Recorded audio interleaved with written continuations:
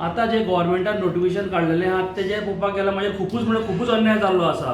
पयलीं सांगपाक म्हटल्यार हांव पयरूच इलेक्शनाक अनअपोज निवडून आयिल्लो आहलो आनी आतां पयलें गव्हर्मेंटान रिजर्वेशन केलां ते प्रमाणे म्हाजो लेडीज ओबीसी केल्लो आसा की म्हाका ते बसपाक कांय चान्सूच ना आनी म्हाका गव्हर्मेंटान सारकोच हँडिकॅप केल्लो आसा. सांगपाक म्हटल्यार गव्हर्मेंटान म्युन्सिपालिटी प्रमाणे 70% वॉर्ड रिजर्व केल्ले आसा, म्हणजे 13तले 9 वॉर्ड रिजर्व केल्ले आसा.